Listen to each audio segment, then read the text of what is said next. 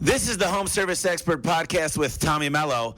Let's talk about bringing in some more money for your home service business. Welcome to the Home Service Expert, where each week, Tommy chats with world-class entrepreneurs and experts in various fields like marketing, sales, hiring, and leadership to find out what's really behind their success in business. Now, your host, the Home Service Millionaire, Tommy Mello.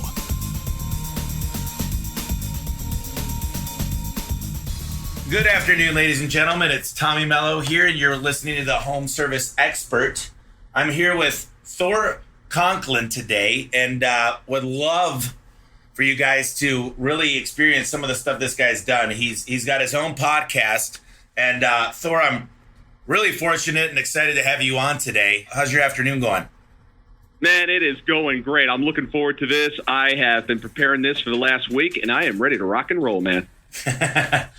All right. Well, listen, what I like to do in the beginning is just let people know why they should listen to you and hear a little bit about what you're doing, where you're going, and where you came from.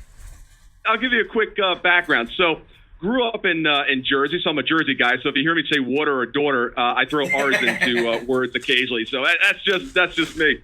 And I wasn't exactly one of the bright students. I graduated in the top 25 of my class. Unfortunately, there was only 26 students. True story. And when it was time to go to college, I was like, I'd like to go to college, but apparently I did not apply myself in high school, so I could not get into insurance school.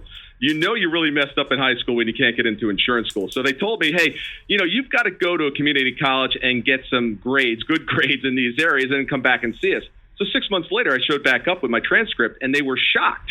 They're like, I can't believe that you actually showed up. I said, look, you tell me what to do and how to do it. I'm going to execute and get it done. So that was really kind of the start of setting my mind to something and then just going after it and getting it done. It was interesting, even though it was insurance school. It was actually part of St. John's University's business school. So I joke about that a little bit, but that set me up in a career that actually led to my first entrepreneurial experience. I was helping private equity firms enter and exit deals, and we were doing the risk analysis for them. And then one day, a private equity company came to me and said, Thor, would you be interested in coming to work for us or setting up your own company? I'm like, wow, had not really thought about setting up my own company. And they gave me 20 minutes to go into a conference room, true story, 20 minutes to name the company, come up with a business plan, and present it to them. So I went into the conference room. Yeah, true story. So my first company was Private Equity Risk Consultants, Perk, and I did the whole thing in 20 minutes, and I walked out of that office on Park Avenue representing one of the top 5 private equity companies in the world. I had 15 top clients, had a combined revenue of $12.7 billion. So it was one of those, not one of those typical stories in business, right? It's like I bootstrapped the thing and I instantly started with a lot of traction. That's incredible. I mean, I've read about you and you started out pretty humble beginnings. You were a caddy. Doesn't sound like you were born with a golden spoon by any means. No, I was the one feeding people. I was the spoon feeder. Well, yeah, that's incredible. 15 clients, $12.7 billion. I'm in their revenue. Yes, that's not my revenue. Their revenue. No. That's incredible. I mean, I work with the biggest home service companies in the United States. Direct Energy. They do billions of dollars. They do a lot of franchises and things of that nature in HVAC, electrical, and plumbing, and it doesn't amount to near that dollar amount. So that's incredible because everybody needs to know more about private equity. If you're going to grow your business, you should be involved with private equity. And what that allowed me to do also, which was really cool, is I was able to get around some of the smartest minds on Wall Street and in business. I mean, if you want to find out people that are just executing at the highest level, hang around a private equity firm, hang around Wall Street investment bankers. These guys and these women are smart at – what kind of language can I use here? You could use everything. All right. They're smart as shit, all right? Yeah. We'll keep it at a B level. Yeah. They are some really highly intelligent people that really know how to get stuff done. Yeah, we're going to dig into that. I'm excited about that because – surround yourself, and I really believe this, we hear it all the time, but when you surround yourself with these people that make you better, I play a lot of games. I play golf, I shoot darts, I go shoot pool, I bowl, I do a lot of stuff, and I tend to always go with people that are better than me because I want to get better. And it's the same thing in business. You hang out with these people that have already made it, and it's easy to get there. I mean, One of the questions I always like to ask is, I really do put a lot of time into my business. And there was a time where I was working 12 hours a day. I mean, literally, I would answer the calls. I would run the jobs. I would do the taxes. I would do inventory. I would take the phone calls of complaining employees, everything. And I think a lot of the people that are listening right now have that same struggle, and your relationships suffer. There's no easy way to do it. Look, I mean, it takes time to be successful, but tell me a little bit about what you know. I mean, 9/11 was a big deal. Tell me a little bit about what you've been through and how you've been able to overcome some of that. Yeah, thanks. 9/11 was a very difficult time, and I'll go into that in a moment. Here's something that it sells really well on the internet, and it's a bunch of BS. You can have everything. That is the biggest lie that has ever been sold. You can have anything that you want, but you've got to make some decisions on what you're willing to exclude. And we all get 24 hours. We all have the same amount of time. If you go after everything, you'll get nothing. Figure out what it is. And unfortunately, some things are going to suffer for a period of time, but you have to recognize that. So that's just one thing that I see so often with our clients. We run a profitability consulting firm, and they want to attack all these different areas, and you've got to figure out what's most important and go after that. So thanks for bringing up 9/11. That was obviously a very difficult time for everyone in the country and everybody in the world. 9/11 was a little closer to home for me. I had my team located in the World Trade Center on the 105th floor on 9/11. In addition to losing a third of my team, I actually lost one of my best friends that day as well. And trying to rebuild a business and take care of clients with all of the personal tragedy and the business just issues, paperwork was done. Everything was just in chaos. So you learn from that experience the necessity to have backup plans, the necessity to have a cool and calm demeanor when stuff happens. Stuff will happen. After working with industry for the last 30 years, everything that's not supposed to happen or couldn't happen or, that'll never happen. Man, I've seen it happen everywhere. So stuff happens. You've got to be prepared. And one of the mistakes that so many people make, not only just in business, is we think that we shouldn't have problems, right? It's like we get past the point where we have problems. We're always going to have problems. Hopefully our problems are getting bigger or better. And what I mean by that is if you're having the same problems over and over again, that's not good. When we were little, right, we had a problem in dirtying our diaper, right? When we're 90, we might have that problem again. So those are acceptable, right? When we're 1 and when we're 90. But if you're having that and you're 50, we might have some problems. So you're always going to have them. The only people that don't have problems are the people that are in graveyards. Sure. So it's a part of life. As you grow and as you expand, I think the universe, God, sends you even more tasks, more difficult tasks to overcome. And as you grow, they're going to continue to grow. Yeah, I think that's a great point because there's no such thing as perfection. And what I try to do is just set short-term goals and try to get little accomplishments. And there's an old movie. It's called What About Bob? And there's that baby steps. Remember Dr. Marvin? And yeah, I think about that all the time. I'm like, it's baby steps. You make little improvements and you're moving forward. And it's so important to remember that. But, I do pretty well overall. I'm not bragging. I need a lot of work, but I don't have it made. I don't have these great relationships that come with success just in business. There's spirituality. There's your body. There's all these things that you're supposed to be balanced with. And I have to fire people and I have culture problems here and there. It's inevitable. We're growing very, very fast. So it's always a challenge to grow as fast as we are. You've been super successful throughout your career. You trained some of the top companies in the world. Tell me about some of the stuff that you're going through right now that kind of humanizes you and says, hey, I'm just like you guys a little bit, Always. I just finished up 4 days. Every year I go away for 2 to 4 days and I do my annual planning. And I look at what happened last year. Where am I right now? What happened? What went well? What didn't go well? Where do I want to go next year? And what do I need to change in order to get to the results I want next year? And I'm constantly looking at what doesn't belong, what doesn't fit, what's getting in the way. for example, right now I'm at about 219 pounds, and my ideal weight is really 198. And I did a Mount Everest challenge recently where I climbed up a mountain. It was supposed to be 17 times for the equivalent of Mount Everest, 29,029 feet over a 2.5 day period. I only got 12 done. And one of the reasons was I was carrying an extra 20 pounds up the mountain, which is not a cool idea. I figured if you're going to climb a mountain, do not do it with 10-pound dumbbells in your hands or around your waist. And that's what I did, right? I had the mindset, right? I knew what I wanted to accomplish, but I did not go into it prepared like I should have. And what I realized is that I needed to make some changes, and I've been struggling in this area. I've been trying to make some progress, and I finally determined that, what's the root cause here? And it came down to alcohol. Now, I don't drink a ton of alcohol, but when I do have a couple cocktails, what do I want? I want like some sugar. I want something, the next day I want a hamburger, French fries, and a Coke, right? Sure. So I was hoping that I was going to find the root problem was Brussels sprouts. But I found out that it was alcohol, So it's like, look, if I'm serious about making the changes, I've got to find out what that root cause is. So that's one of the things I'm definitely struggling with. And the other thing in business is, and this happens all the time, and I think people are going to relate to this, is people want me. They don't want necessarily my team. Yes, they'll take them for certain things. But at the end of the day, clients generally want the guy or the woman.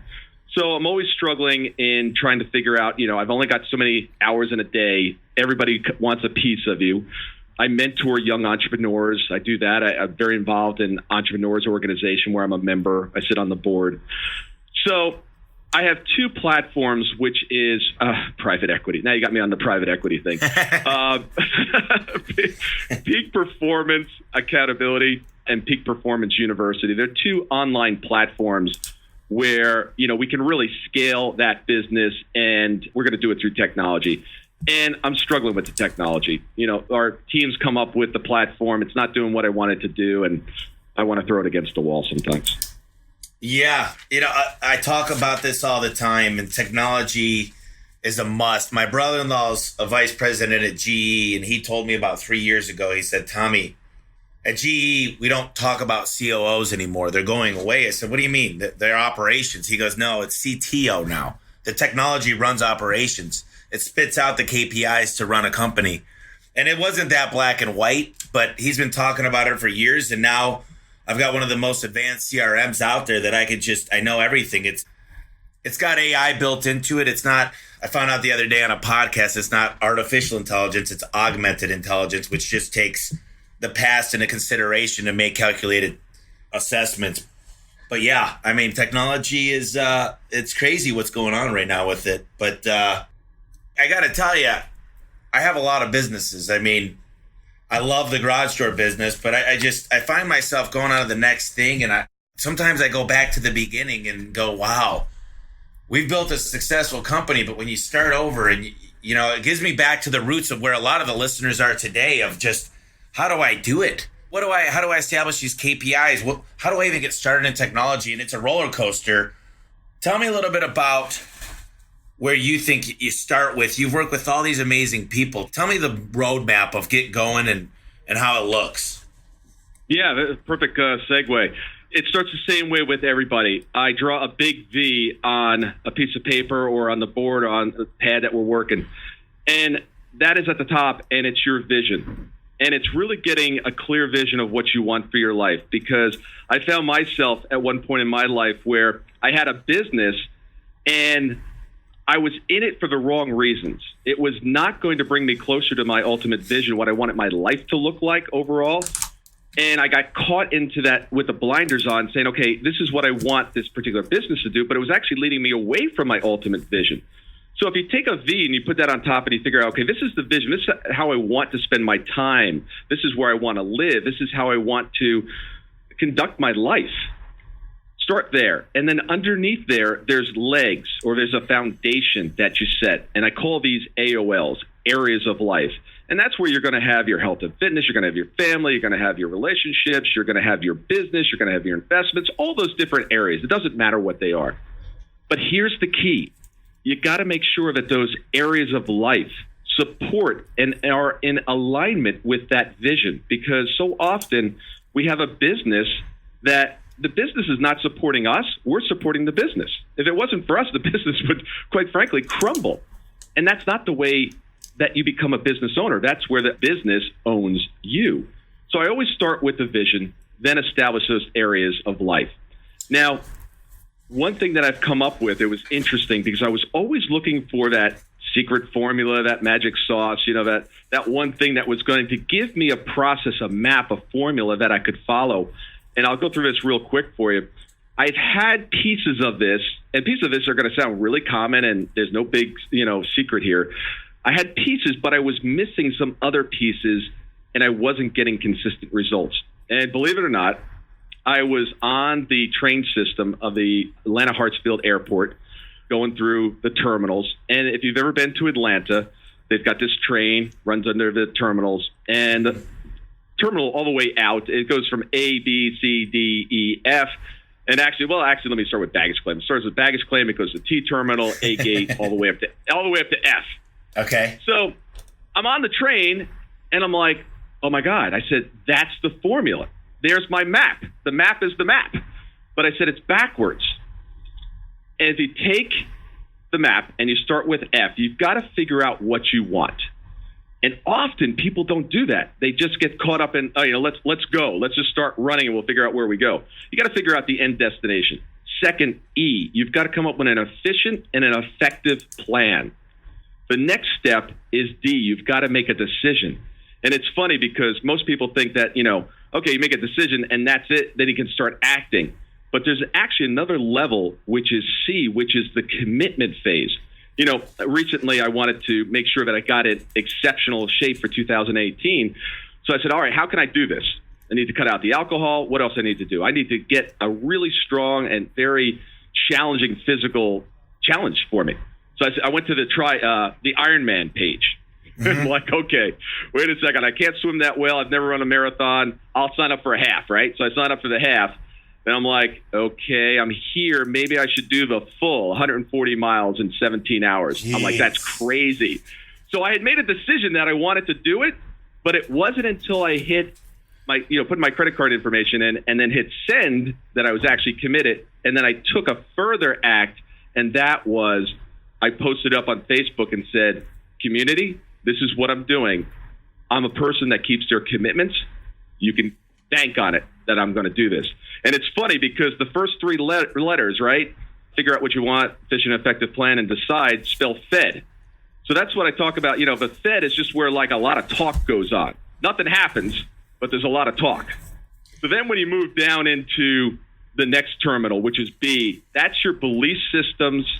And this is where the piece that I was missing. And I didn't realize how much our belief systems come into play and affect the results of what we're trying to accomplish. The next one is A, of course, for action. You've got to take massive action. But there was another piece of this that I was missing, and that was the accountability piece. I wasn't being held accountable. And I could talk a little bit more about accountability. The next one was time. So often as entrepreneurs, what we want to do is we want to do something, right? We want to take some action. And when do we expect the results? Now, immediately. Sure. Uh-huh. And in business, things take time. And also, you've got to TMA, track, measure, and adjust. Constantly looking at those KPIs, those critical drivers. How are you measuring up? And then what needs to change? What needs to pivot? And then finally, if you do all of those, you can then end up at baggage claim. And I follow that religiously for anything that I want to accomplish. That's incredible. I love the process around it. And when do you feel like you kind of came up with that? I mean, where were you in life? How old were you when you really grabbed that? I had about 80% of it going back about 15 years, and it wasn't until 24 months ago that I found it on the wall. That's incredible. So now that you build your vision and you got those legs that come out, which are, there's 5 major things, your health and everything. Yep. You draw that up, you get the process rolling, you figure out the end goal, you work backwards. I agree with that. Let's say your vision lines up. Let me ask you this. I know there's a lot to it. I don't want to go into family because everybody has difference about their weight goals, family goals, spiritual goals. But let's talk about business for a moment. Tell me what a good vision would look like. I mean, is it like, well, I want to make money, I want to be able to travel, I want to have people that I grow people. I mean, tell me what some of the visions you've seen in the past, because I want to really let the listeners understand what that means. Yeah, so great question. So the vision is about your overall life, and it would go something like this. It doesn't have to be measurable, okay? Don't think of a vision as, being a SMART goal or something. The vision is I wake up every morning with a sense of renewed health and happiness. I'm surrounded by people that love me. I have an amazing business that turns out more cash flow than I know what to do with. I am healthy. I'm sound. I give back. I'm a contributor to my community, to God. It's about a feeling that's created. I wake up, my bedroom window looks over the Gulf of Mexico. It's about a movie or a vision, not tangible goals. Does that make sense? Okay. Yeah, 100%. Good. So you get the vision, you build the legs out, and I love that. Track, measure, and adjust, TMA. So what I've found as an entrepreneur and really being involved in well over a dozen businesses, I've watched people work their asses off. I'm talking workaholics, 14-hour days, meetings, answering every call. And I look back and I go, you got nothing done. I've had employees. You've done nothing. What have you done this week? You work your ass off, but you got nothing done. So what I recommend is people to journal. And I say, get a calendar of every hour. Write down what you need to get done that day, but let's find out what you really do. And I have a partner in a business. I won't go into details on it, but I told him to do this. And I looked at it, and he's running around buying the guy's lunch, going to Home Depot, going to Lowe's, going to this, going to that. And I go, oh, my God. I go, we need to work on delegating with you. But, we go back to that 80-20 rule, and that's really what I want to talk about is tell me some tricks up your sleeve that you use to really be able to focus on getting actionable items and making accomplishments. Yeah, look, it's all about execution, right? At the end of the day, we run a profitability consulting firm, and if you take the word peak, P-E-A-K, and you made a little triangle or a little pyramid, at the bottom is knowledge. Of course, you need some knowledge. You then need accountability. Then you need the execution, and then the execution leads into profitability. So if you can't execute, I don't know, go home. Yeah. I don't know what to tell you. I mean, if you can't execute, find somebody to execute, because if you can't execute, nothing else matters. So first of all, Sundays is my day where I can look forward to the coming week and figure out what's going on. So first of all, you got to have a calendar. If you're not running your life through a calendar, start over. You got to have a calendar. It's got to be, that's got to be the process. Dump the to-do list, dump the task list, run your life by the calendar. So Sunday, I'm looking at that. I'm plugging in, and quite frankly, most of them are already plugged in, appointments, etc. I plug in block time. A lot of people will talk about block time. They'll talk about minimum of 50 minutes block time. I think that's for me, it doesn't work. What I have to do, my block times have to be 4-hour segments or more. I don't want to be switching from task to task. It just doesn't work for me. So if I'm going to be doing, let's say, sales calls, I'm blocking out 4 hours. If I'm recording for my podcast, I'm recording for 4 hours. I don't want to be switching back and forth. Another thing that is in my calendar every single week is thinking time. And what I mean by that is I literally take 90 minutes. I sit in a chair that only is designed for thinking. I don't watch TV. I don't read. I really, because what's happening is my mind starts to understand that when I'm sitting in that position, in that chair, in that room, it is thinking time.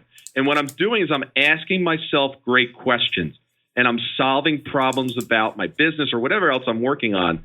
But it's a time where I am in deep thought and laser focused. Nothing else is around. There's nothing going on. And I'm focused just on that. I'm taking time to work on my business.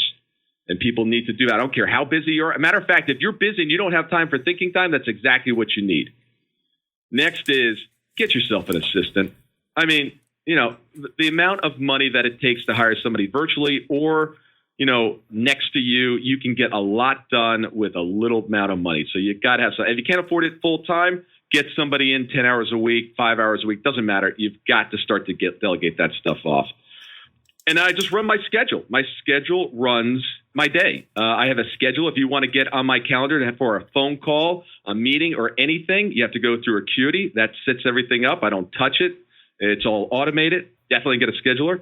And then I do my annual planning that I just talked about. So now I know exactly what my 2018 plan is. I know what my third quarter plan is, my half year, my 3/4, and what December. I know what I have to get done in December in order to hit my goals next December. I love it. So it really comes out of just, it sounds like to me what you've done is, and I think this is not easy, but you're super organized and you're planned and you live off of a calendar and you have hard stops when you need to. And it makes sense because most entrepreneurs, man, we're all going 90 miles an hour and sometimes the road takes us in the wrong direction and it's hard to recover from that. But once you have a calendar, then you say, listen, this is a hard stop. And like you said, I'm all about delegating. I think the hardest part for most of us, and I'm okay with it actually, is trusting other people because I don't open my own mail. I've got someone that looks at my email and reports back. I've got an assistant. I've got a lot of people around me, and I give up the trust. Tell me a little bit about that, because I think a lot of people listening right now might say it's hard to accept the fact, but they're not going to do it as good as me. And if I don't do it, no one will. So how do you let that go? Yeah. Do you want a business or do you want to practice? Do you want a business or do you want a job? If you want a job, you want to practice, you want something that you can make a decent living at, do all the stuff yourself. And I'm okay with that. You're not an ideal client for me. Our clients don't operate that way. But if that's okay, if that is your goal, that's your vision, and that supports you, awesome. But if you want to build a business, you've got to rely on other people. 2018, the theme for me is teamwork. I worked out with the Navy SEALs for 3 days last year, got my ass handed to me. I was last on every single one of the rotations, but I learned one thing. There were 25-year-old guys in that whatever hell camp or whatever you want to call it last year, and here I am, I'm the old guy, right? And I got 2 sandbags and we're running up this hill, or I was like, we can't do this. And I found out that I had to give my sandbag to somebody else. But then what happened is I'd take a couple steps and 30 seconds later, a minute later, I was refreshed. I took my sandbag back. And at some point, the 25-year-old Navy SEAL that's going through Navy SEAL training, the real Navy SEAL training, in a couple of weeks, he can't go any further. I got to take his bag. And as a team, we were able to accomplish so much more. And especially as male entrepreneurs, right? What's our motto? Hell, we can do it, right? If it's to be, it's up to me. That is a belief system that I want to totally destroy this year. Because if I keep having that belief system that is meant to be, or it will be, it's up to me, it's never going to go to that next level. So, and here's the thing on delegation. There's a misconception that delegation is, let me give it to somebody else and then I'm out of it. That's not delegation. That's dumping. That's right. That's dumping. That's abdication. If your team member can move it forward 90% for you, let them do that. Just last night, I needed to remount one of my people. They missed something they should have missed. I said, I can't have you missing this facts.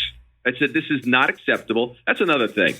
Leadership, I think, right now within most organizations suck, because you've got leaders that think they're leaders and they're nothing more than, well, they're not leaders because they're not holding people accountable. They're not holding them to a standard, and they're not taking the necessary steps. And quite frankly, when things aren't the way they should be, letting them know with no uncertain terms, this is not acceptable, this behavior is, and here's the consequences. Absolutely. And, a lot of them miss that. And the first thing I recommend, I love the vision. And I think you got to start with the why and the end in mind. But, my girlfriend called me. She was on this trip and she was offered a job, but he said, I just want you to run with it. And he said to her, just let me know how much money you need. And that's it.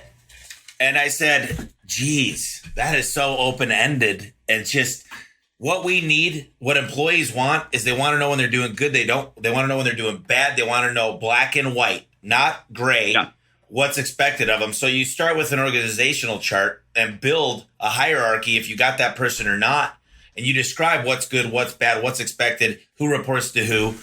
And if you don't have that, and I'm guilty of it. I've started businesses. Yeah, we all are. Of course. I mean, it's not, you're like, listen, we're only 3 guys in this business. We don't really need that. And we keep telling ourselves that, but that's not okay. I mean, so I think you're absolutely right. We talk about annual reviews, and I'm not a huge fan of that, but I do think you need to have some type of way to make sure you're giving raises and you're watching people. I was talking to a guy earlier and he said annual reviews are bullshit. I said, I agree, But I do like to have a time of the year where I look at raises so people don't get left behind and have some type of system behind it, Yes, absolutely. Absolutely. If your employees do not understand where they stand every single week because they're not getting any feedback, that's when the annual system doesn't work. They need to know where they stand all the time. And when you're training them what to do, how often do you have to do it? Over and over and over again until it sticks. Well, and the most important thing, and you're right, I was going to ask you about that, but the thing is a leader does not tell everybody how they're doing. The leader talks to 7 key people, 12 key, Jesus had 12 disciples. So you empower your managers. If you're the guy that's got to do everything, you might as well, you drive yourself crazy. I mean, it'd be impossible. Yeah. So, one of the first things I said to our head of ops is I said, I work for you. And she's like, what do you mean? And she goes, no, I work for you. No. And I said, no, I work for you. You tell me where to go, how to go, when to go. I want everything laid out for me. I said, I don't want to be driving this train. I want to be on the train. I want to be part of the train, but I need you to drive it. I want to be working for you. So it was a hard concept for her to understand. That's amazing. You talked in one of your podcasts about doing the same thing 10,000 times and really being a master of one trait. Tell me, for entrepreneurs that are listening, what are some of those habits that they need to be doing to become a top performer of that task of just doing it over and doing it the same and getting expected results? How you do anything is how you do everything. And it's about doing the basic things over and over and over again. One of the things I talk a lot about with my clients is micro commitments. And that is making sure you've got a set calendar for the day. But then as you're going through, make these micro commitments as you're going through. Let's say you've got 10 minutes left on your prospecting calls or whatever. Go, okay, look, in 10 minutes, I'm going to knock out 5 of these things. Okay, boom, get them done, get them done. Keep yourself accountable. Really, really important. And by the way, if you don't have an accountability manager, you need to get one. I don't care where you get one, but find one. And I just want to point out, there's a big difference between an accountability partner, which does not work, and an accountability manager. An accountability manager is somebody that you pay a small fee to that holds your feet to the fire. Accountability partners just simply become good buddies at some point. And then, when somebody's having a stomach ache, they're like, oh, I understand, Susie. You don't have to do your work this week. Right? That's how most of those accountability partners turn out, right? And I know that because I've been part of that. You form a relationship and you don't want to be the bad guy in the relationship. You need somebody. You need like a Sergeant Holka, right, from Stripes that goes, look, I don't care about you guys. I do care about you, but I'm going to come off like I don't care about you. I'm certainly not going to accept your excuses. It's funny, in our paid accountability program, we've got 2 excuses that you can have. One is you died during the month or you were incarcerated for more than 14 days. Other than that, our team will not accept any excuses because stuff happens. So make sure you have somebody holding you accountable. Let's not talk about October then. No, I'm just kidding. No. Well, I love that. And I learned a lot just now. I love this stuff. Tell me a little bit about that. I want to dig into that a little bit. So if I'm going to post an ad or go find a company, how do I even find an accountability manager? What does that process look like? Because I'd really like to get that going in my organization. You can search out. There's not many companies that do it. I think we're one of the few ones that do it. And individuals will hire us. Firms will hire us. And it's basically outsourcing all the stuff that you would like to do but just don't have time to do. And you need somebody to hold the team accountable. So those programs start at $99 a month and go up to $800 a month. That's awesome. But if it's not us, find somebody that. And again, what we're doing, you could do as the leader. You could have somebody in your organization doing it. You just got to be able to, there's always somebody within a company, or at least in the larger companies. It's kind of like the mom that everybody's afraid of. It's like, oh, don't go talk to Joan. You better get your stuff done because Joan's not going to take any shit from you. You need that strong person that is going to follow up. And when you say, I'm going to have it done by 3:00, if you don't have it by 3:00, someone's after you. So. That's what we do on a weekly basis. I love that. Where do we, I want the audience here to find out as much about you. So we're going to talk about that at the end, but if I wanted to sign up in the audience here, if someone wants to sign up for that, where do they go? What's the website? ThorConklin.com. Got it. Okay. And I'll have this, I'm going to have a whole page on how to find your resources on my website on the Home Service Expert. Good. So we'll have that available. If you guys want to go check that out, we'll have a link to that. So I talked a little bit with you about my CRM. It's a customer relationship management system, and I'm absolutely obsessed now. I got to tell you a quick story. As it was a turning point for me in my business. Is I got to tell you, without knowing the key performance indicators and without knowing the efficiencies, I was demotivated. I was like, I felt like it was the blind leading the blind. I was in the dark, and we switched over a year ago. I mean, we were successful. We were making money, but I really wasn't motivated to grow. And now there's like this new fire, and I've got this data, and I'm a data guy. I love researching and finding the problems, and I just love CRMs. I mean, I talk about it a lot. Tell me a little bit about what you're using to keep track and how you're using technology. Yeah, you're going to either love this section or you're going to hate this section. I'm going to and I'm a B2B guy, right? So, I mean, we're a profitability consultant. So, we go in and help companies increase their profitability. So our starting program starts at $2,500 a month and goes up to $100,000 a month. So I'm B2B. So I'm not trying to figure out how to get that, that customers spend $100. So understand where it's coming from first. And we use Zoho to answer your question. Our CRM is Zoho. But here's the thing. Instead of we don't rely on a CRM to keep our relationship management going. We have a tool called a meeting.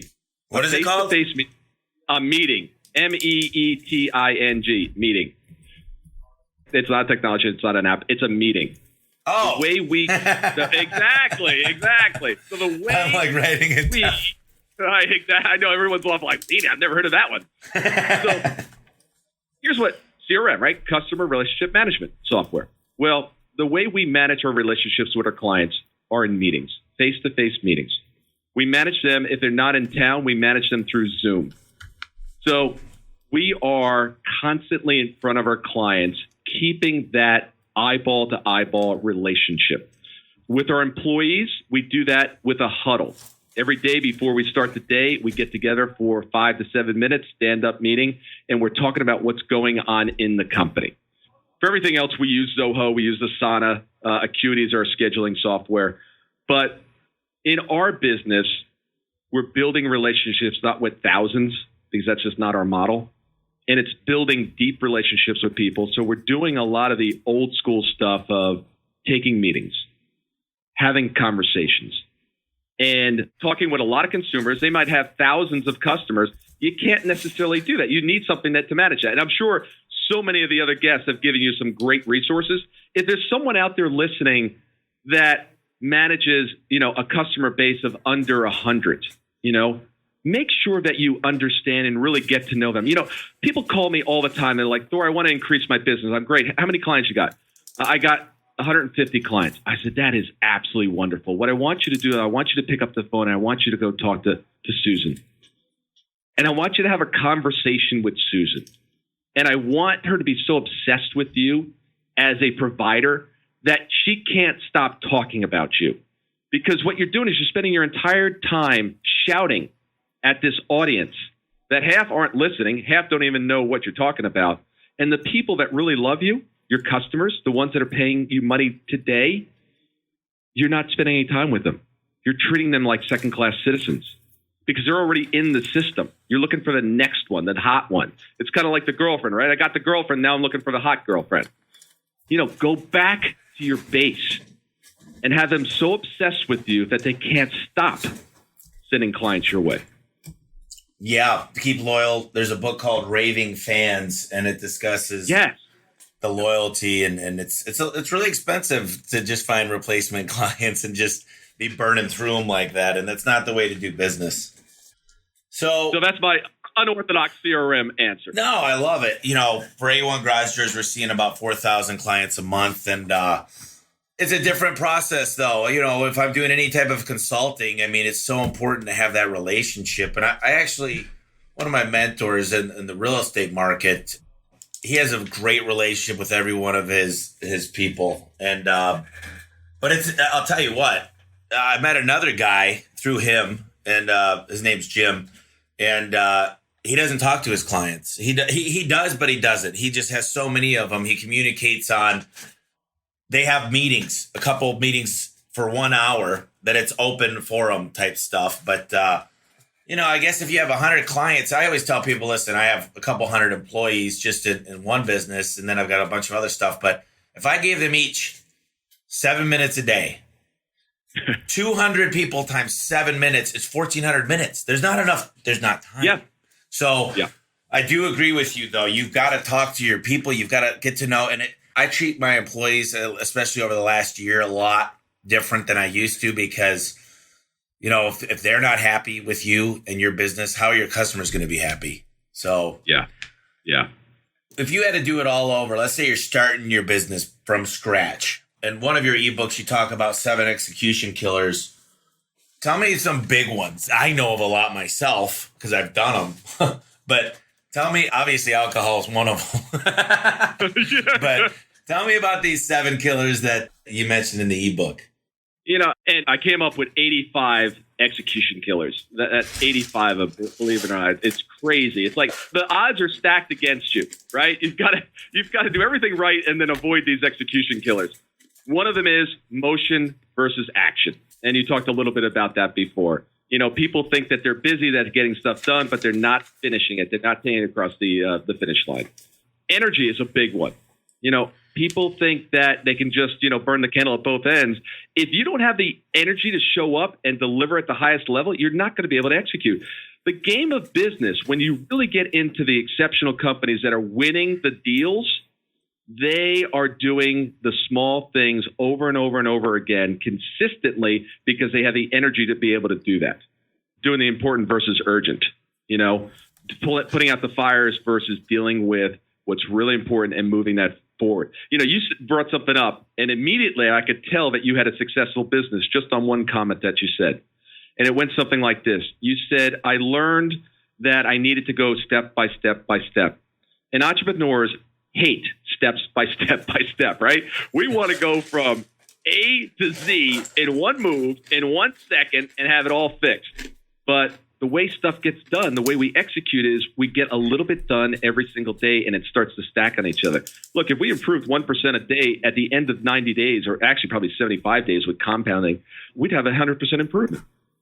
Yeah, that's crazy. And it's just the little tweaks, man. It's those dials, right? That we got to just turn. And you got to keep, right. You got to keep the scoreboard. You got to measure it, and then you've got to adjust.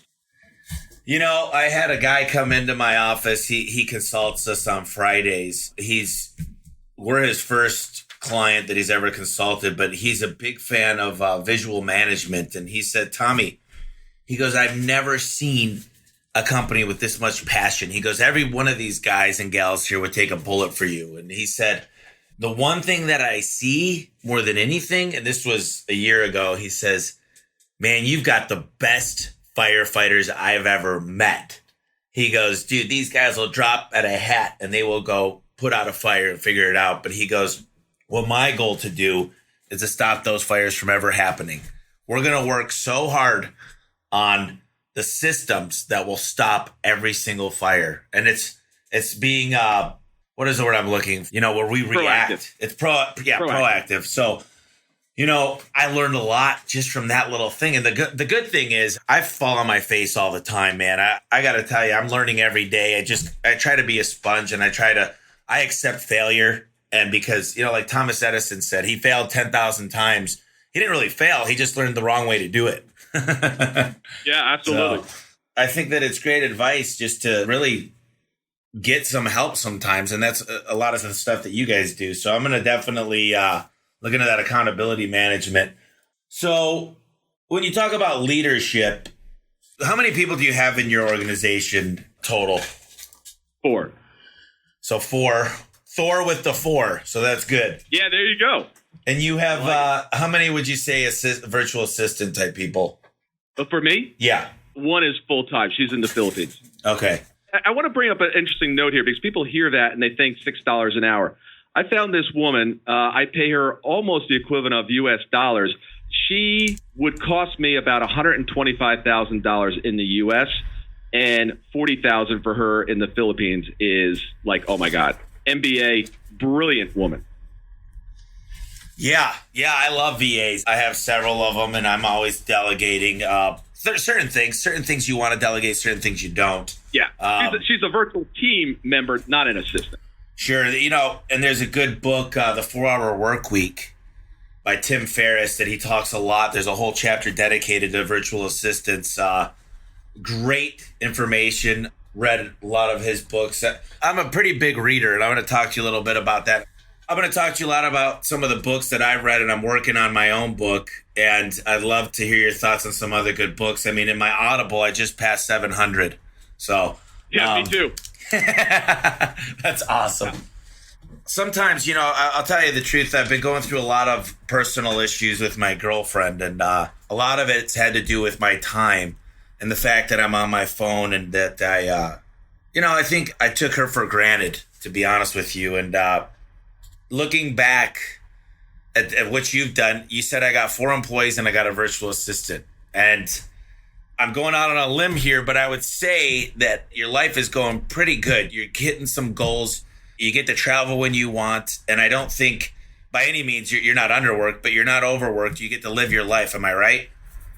Yes. I'm sure you can imagine the days where you were just burning the candle like a lot of us do, and relationships were suffering. Tell me a little bit about that and how you overcame it. Yeah, it is tough on relationships. I'll go back to, I had a period where I had a manufacturing company. It was, we were doing about just under $4 million in sales. And I was doing business in Asia, in Taiwan, China, Vietnam. We were manufacturing equipment that went into nail salons, manufacturing facility here in the U.S. for furniture. And I was working around the clock, and cost of goods to manufacture were going up.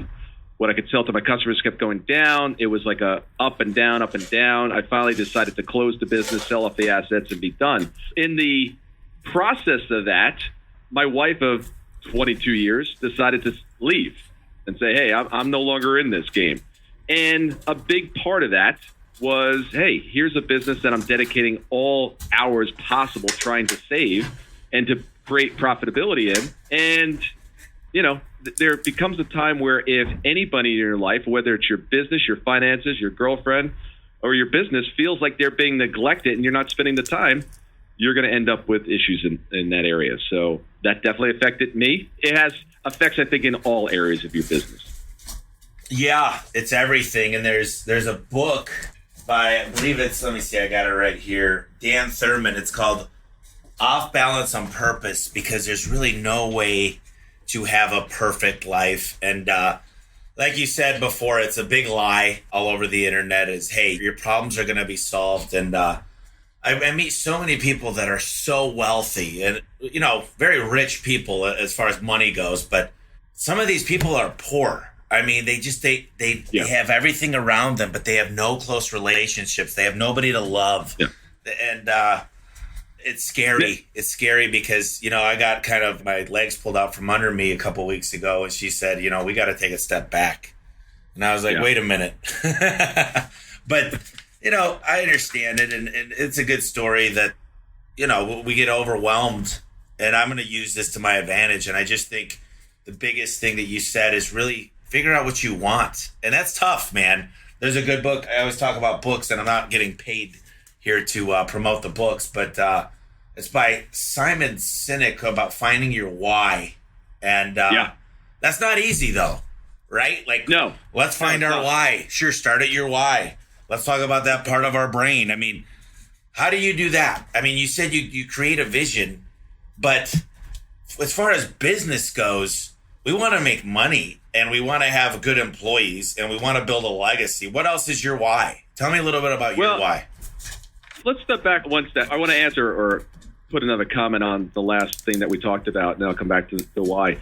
One of the things I learned through that process in the divorce is when I am with someone, I don't care if it's a client, a prospect, a friend, a girlfriend, I take my phone and it's off and it's down, period. When I'm with you, I'm present with you. Now, I can't be with you all the time, like from 6 in the morning till 6 at night, when I'm grinding it out. I don't have time to focus on you. But when I do, you'll get my undivided attention. And my clients know that, and I set boundaries with them. And I teach them how to set their own boundaries, because if they're not setting those kind of boundaries, they're suffering as well. So I have gotten better in that area. Now, as far as the why, and here's a really good point that I want to bring up, is I always ask those questions because I do not assume, nor do I find that everyone is in business to make money. As crazy as that sounds for you and I, some people are in it for the mission.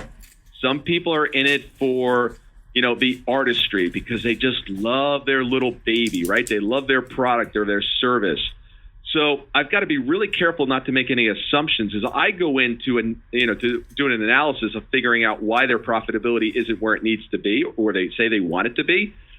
Sometimes their motive is not profitability. Sometimes it's something completely different.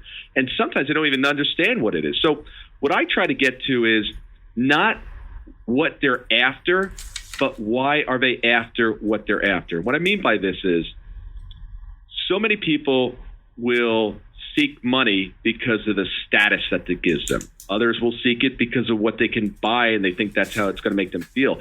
Other people do it out of this sense of scarcity. And I've got to have this because I got to protect my family. I've got to have enough money for retirement. I don't want to grow old without money. Just because they're after the profitability of the money, there's various reasons why. And what's interesting is they get stuck sometimes in this single focus. This has to be the vehicle in order to get me to my objective.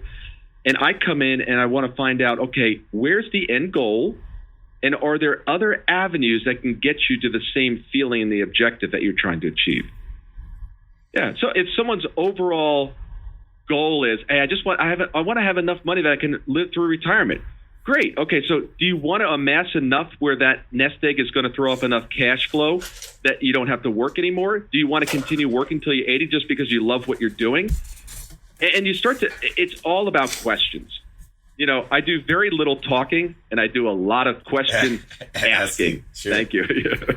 Yeah. I've really been thinking about that question a lot. And realistically, I say this, and I said this the last couple of weeks, is I'm still working for money, but I don't think I'm far off from having money work for me. And I bring up this thing I'm a big fan of physics and the stars and time travel and all that, and read a lot about the cosmos and Einstein's theories. And he says that the strongest power in the universe is compound interest.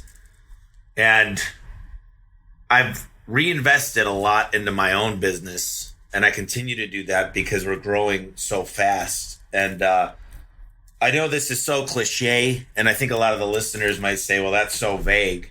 But all I want is freedom, really. And freedom can happen if you have money working for you. And, and here's something I want to bring up, because I was talking to my general manager, and I was going to tell you this earlier, but I completely lost my train of thought with it. But, this guy he saw one of my technicians at the picking up a garage door, and he said, I went to one of your jobs. I can't believe the prices you guys charge.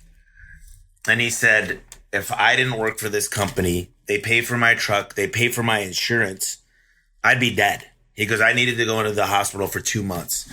And he goes, they give us a truck, they give us gas, they give us the tablet, they give us a laptop, they give us our uniforms, and they give us paid time off.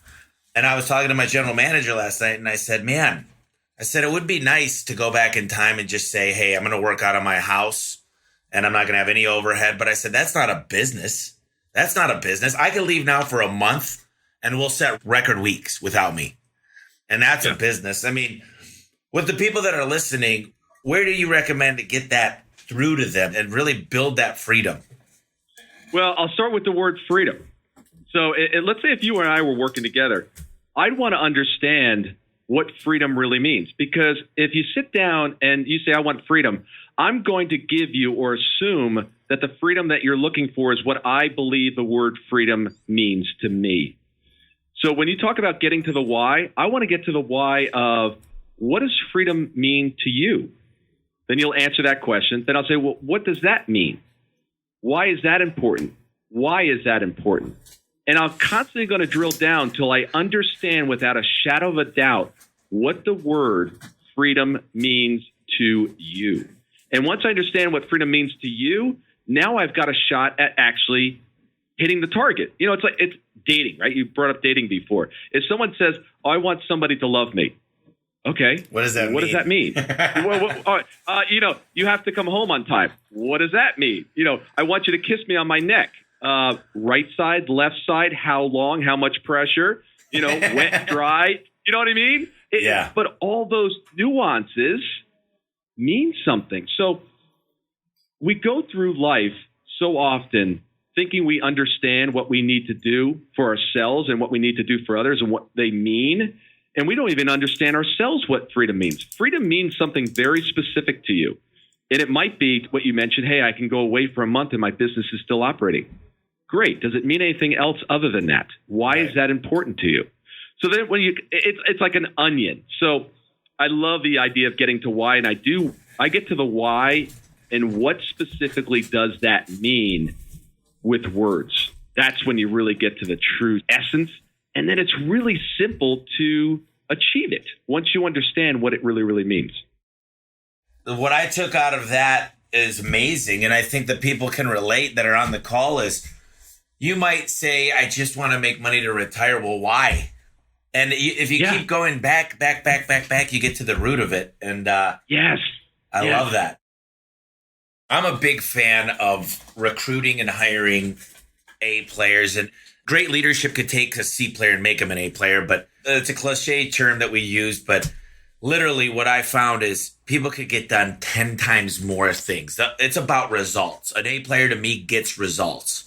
Tell me a little bit about building a funnel, because the number one question I get, and I'm talking 12 times a day, is I put out an ad. I'm posting all the time. I have competitive wages. How come I can't find anybody? I don't have that problem. I've got a lot of answers myself to that, but I want to hear your solution to hiring and how to find great people. Man, you just hit a topic for me. I was literally on the phone with somebody, a mentor, before I got on this phone. So buckle up, because here it comes. First of all, I do this for myself, and I do this for any of the clients that we work with. Number one, you post an ad, begin the ad saying, please read this ad carefully. At the end of the ad, you're going to have some keywords or a phrase. You know, I love basketball. It doesn't matter what the words are, but you tell them that you want that in the subject line. When you start getting the returned interest in the job, if they don't have that in the subject line, they have anything else, dear hiring man, whatever it is, they're immediately excluded. Only the ones that followed instructions are into the next round. I never, ever post what I'm willing to pay. I want to hear from them, because I don't want to get somebody in the organization that really wants $100,000, but I'm only offering 80, but they're willing to take the 80 until they find the 100. So I do not offer any guidance on what the job pays. I ask them what they need. Next, once they make it through that next round, I set up a Zoom video conference where we have a conversation. They know that it's going to be video. If they're not willing to get on and have a video chat with me, we ain't going to the next stage. I don't interview, I audition. If I was a owner of a basketball team, NBA basketball team, am I going to pick somebody based on their resume? No, I want to see their film. I want to see them actually perform the tasks that I want them to do. So if I'm hiring somebody to edit the podcast, for example, this is what I did. Here are some audio files. I need you to edit these, and I need you to send these back to you. And do you think somebody's going to turn around and cop an attitude? You want me to do some work before you actually pay me? Yes, you're going to get that. Guess what? You're not the one. Next. So I make it a very difficult process. But I tell you, this is what you end up with: exceptional players. Because you weed out all the whiners, all the people that don't want to, do what's necessary. If you're not willing to do that, what's going to happen when you actually get into the job and it starts to get a little difficult at times. So that's it. That's how it's an audition. It is not an interview. One more thing onto this. If you can visualize 4 squares, picture a box and then draw a line through it and across to create like 4 quadrants. On the left-hand side, if you put skills, on the bottom portion, put culture. Now, if you do not have a written culture that every single employee understands, knows what the culture is and what it's like to adhere to the culture and not adhere to the culture, stop, figure that out, and make sure you have it. So sometimes you got an exceptional employee. I mean, they're just a rock star. They might be a salesperson, but they do not fit into the culture at all, right? They just great skills, but they're just a pain in the ass. If you go across the boxes, the upper left-hand corner, you put a C in that box. In the right-hand corner, you put an A in that box. In the lower left-hand corner, you put a D. And in the right-hand corner, you put a B. If someone has low skills and does not adhere to the culture, they're a D player. Really easy. We know what to do with them. They need to find a job somewhere else. The B players, right? They're really, really good with the culture. They fit in, but their skills just really aren't where they need to be. We can move them up to become an A player through giving them skills. Let's work with them. Let's mentor them. Let's train them. The A players, of course, we love them. That's what we're trying to get everybody to be. But here's the mistake where so many organizations make. There's that superstar person that's just a cancer. And the C stands for cancer.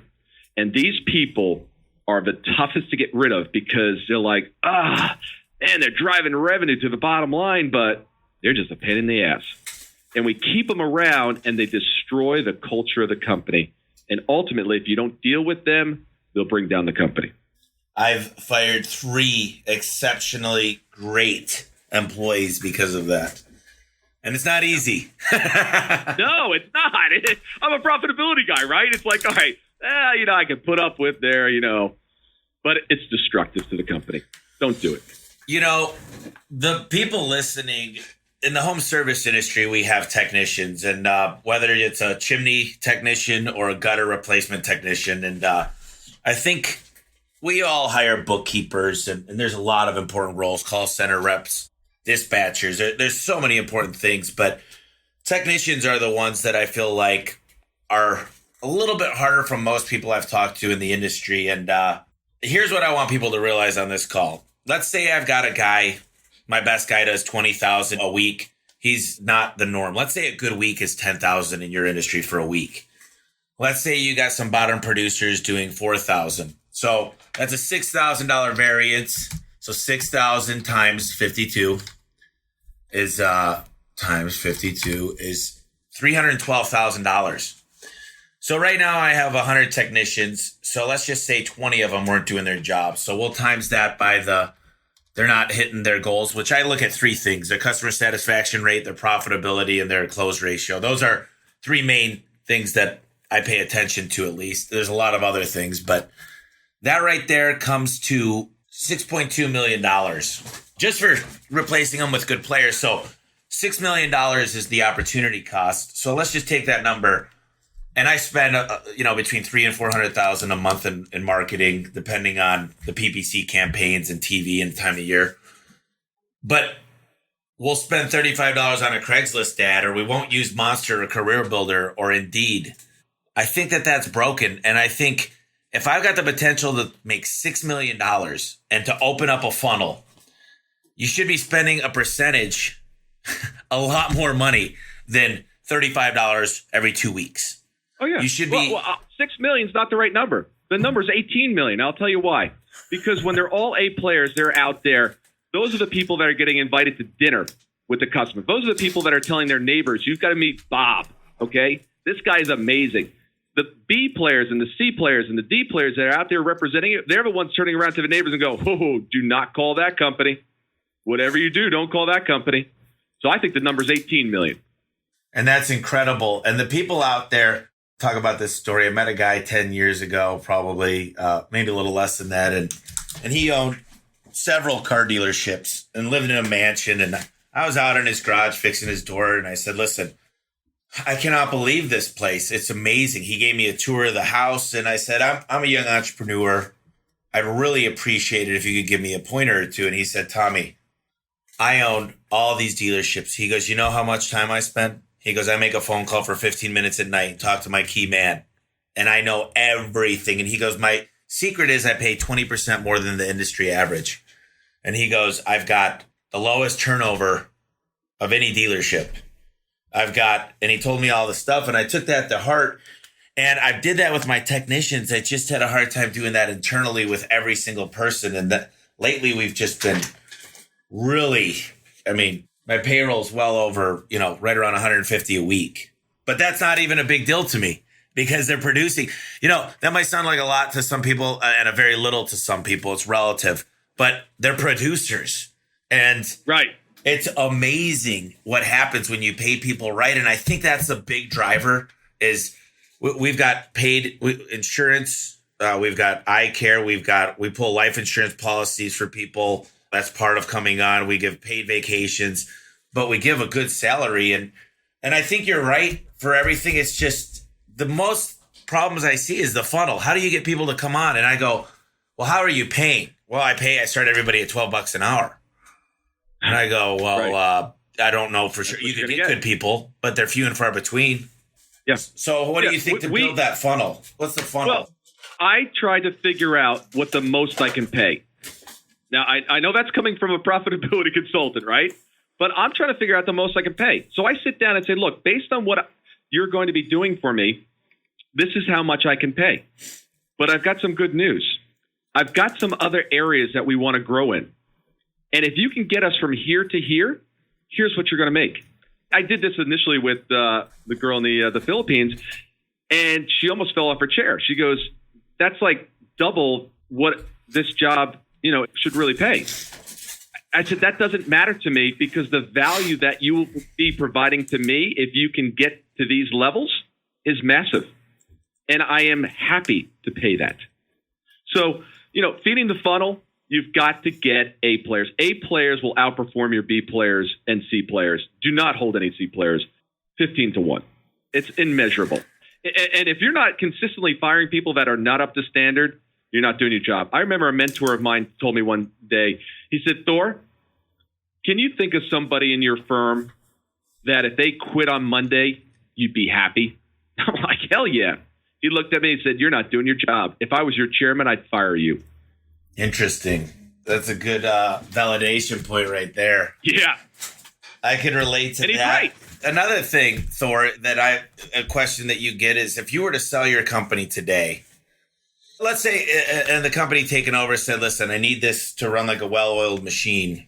You'd say, okay, well, I know I'm going to have to get rid of these 3 people. And, it's another way of looking at it because I've held on to them because I'm loyal to them because they were loyal to me so long. And I don't think that's the right attitude. And I can tell you the people listen to this call, whether it's an Aunt Susie, it's a child, family's tough, first of all. Secondly, you held on to somebody because guess what? They've been with you through thick and thin and you feel like you owe them. But listen, I have the couple hundred employees and they all have kids. So that's 600 people.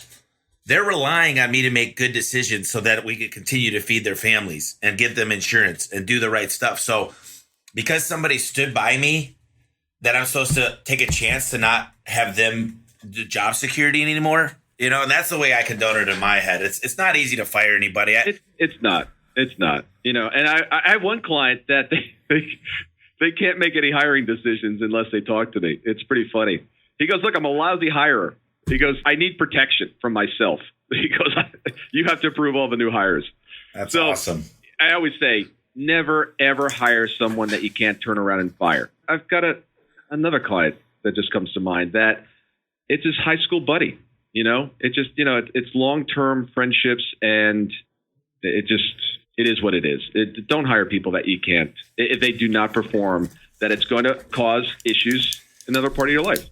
Yeah, it hits home a lot. I mean, my mom and stepdad work for me and my dad works for me and I got, so, I write about that in my book is family the right thing? And at times it could be, and I'm not saying don't do it, but I'm saying it's I'm not saying not do it either. Just make it really clear that, look, I know your family, but here's the expectations. This is what I need done. And if it can't be done, I need to know that if this doesn't work, we still are going to be friends or we're still going to be family.